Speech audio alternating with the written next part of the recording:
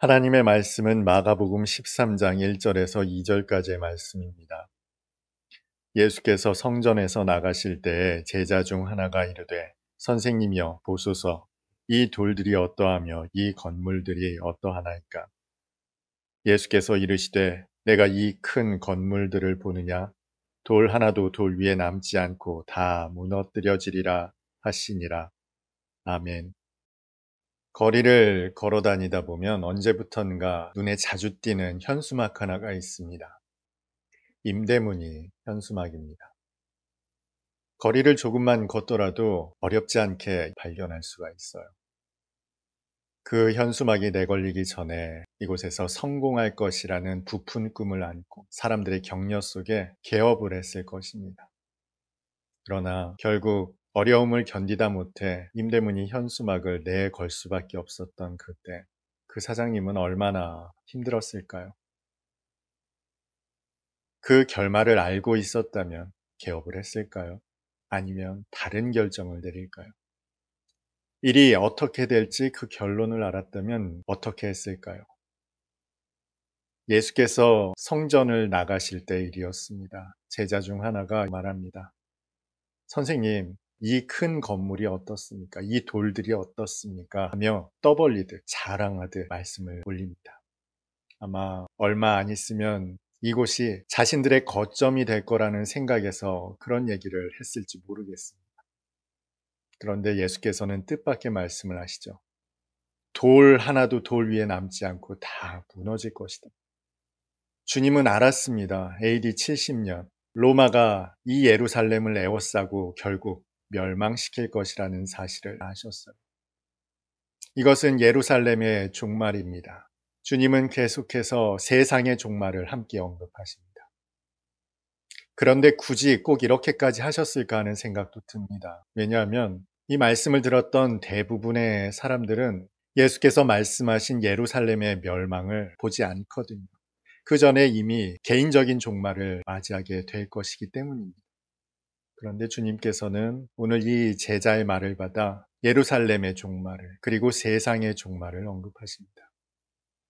그런데 이 예수님의 말씀을 듣다 보면 예루살렘의 종말은 이 세상의 종말은 역사적 종말이기도 하지만 다른 한편으로는 그리스도인의 종말이 어떠한가를 보여주기도 합니다.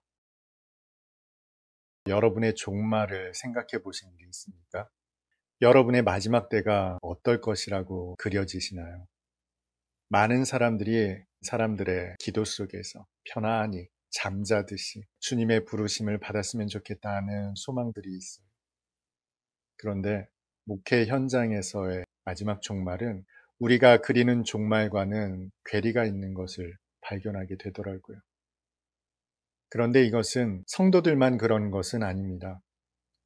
예수님께서도 그러셨고요. 베드로나 바울이나 우리 믿음의 선조들도 역시 그렇게 평안한 종말을 맞이한 사람은 없습니다. 여기까지만 놓고 보면 복음이 될 수가 없어요. 그런데 오늘 주님께서는 이 제자에게 종말을 언급하십니다. 주님의 말씀은 언제나 복음이 됩니다. 이 말씀이 어떻게 우리에게 복음이 될 수 있을까요? 앞서 임대문이 현수막을 언급하면서 그 사장님들의 이야기를 했었죠. 그분들이 개업할 당시로 돌아간다면 어떤 선택을 하게 될까요? 똑같이 개업을 하게 될까요? 아니면 다른 일을 선택하게 될까요? 만약 여러분들이 결국을 아는 그때로 돌아간다면 여러분들은 어떤 선택을 하시겠습니까? 신학교에 입학하기 위해서 고군분투하던 때가 있었습니다. 그러나 그 결국은 낙방이었어요. 그럼에도 불구하고 저는 그 당시로 돌아가면 또다시 공부를 할까요? 열심히 사역을 하던 때, 그러나 그 사역의 결과는 실로 처참하기까지였습니다. 그 당시로 돌아간다면 그 사역의 길을 똑같이 선택할까요? 9.11 테러 당시 찍힌 짧은 영상을 본 일이 있습니다. 수많은 사람들이 희뿌연 먼지를 뒤집어 쓴 채 건물에서 빠져나오기 위해 안간힘을 쓰고 있었습니다. 그런데 대부분의 사람들이 건물을 빠져나오는 그때 그 건물을 향해 진입하는 한 부류의 사람들이 있었습니다. 소방관들이었어요. 그들이 건물로 진입하자 내려오던 사람들도, 거리에 있던 사람들도 그들을 향해 박수를 쳐주었습니다. 격려해 줬어요. 그런데 그들이 진입하고 나서 얼마 지나지 않아 건물은 무너졌습니다. 그리고 그 건물에 진입했던 대부분의 소방관들은 목숨을 잃고 말았습니다. 다시 그때로 돌아간다면 그들은 어떤 선택을, 어떤 결정을 내리게 될까요? 건물이 무너져 죽을 수도 있다는 사실, 아니, 죽을 수밖에 없다는 사실을 아는 그 소방관들, 그들은 건물 안으로 진입하기를 포기할까요? 아마 그렇지 않을 겁니다. 그들은 그들이 어떠한 죽음을 맞이하게 될 것이라는 사실을 알더라도 그 건물 안으로 진입할 수밖에 없을 겁니다. 왜냐하면 그것이 그들의 사명이기 때문에 그렇습니다. 소방관의 존재 이유는 한 명의 생명이라도 구조할 수 있다면, 살릴 수 있다면 그곳으로 나아가기 위해 부름을 받은 사람들입니다. 그들은 그들의 종말을 이미 알면서도 그 길을 걸어 나아가는 사람들입니다. 군대에 입대를 하게 되면, 어떤 큰 훈련을 참여하게 되면 여러분의 아들들은 손톱과 머리카락을 뽑아 봉투에 담아둡니다. 그리고 유서를 작성해서 동봉하게 됩니다. 군인은 그저 시간만 때우고 오는 사람들이 아닙니다. 그들은 국가의 부름을 받은 사람들이고 목숨을 내어놓고 생명을 내어놓고 나라를, 국민을, 내 가족을 지키겠다고 다짐한 사람들입니다. 때문에 치열한 전투의 현장에서 목숨을 잃을 것을 알면서도 국가의 명령 앞에 앞으로 나아가는 것, 그것이 그들에게 주어진 사명인 것이죠. 주님은 종말을 아셨습니다. 그리고 제자들에게도 알게 하셨어요.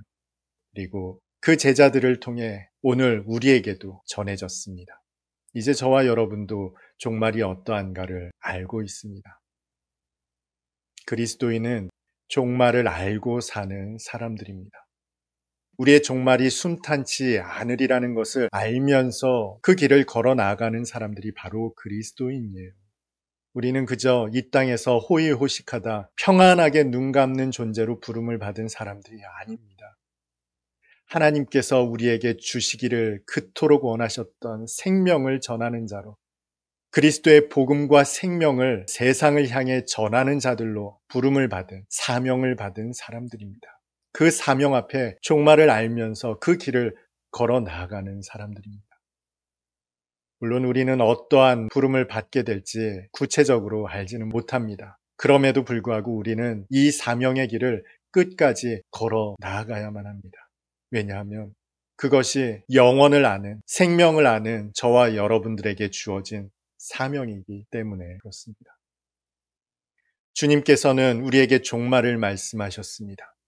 그리고 그 종말은 찬란하지도 아름답지도 않습니다. 그러나 주님은 그 말씀에 진리를 숨겨 놓으셨습니다. 종말은 그 자체로 끝이 아니라 부활로 이어져 우리를 하나님께로 영원한 처소로 이끄는 시발점, 출발점이 됩니다.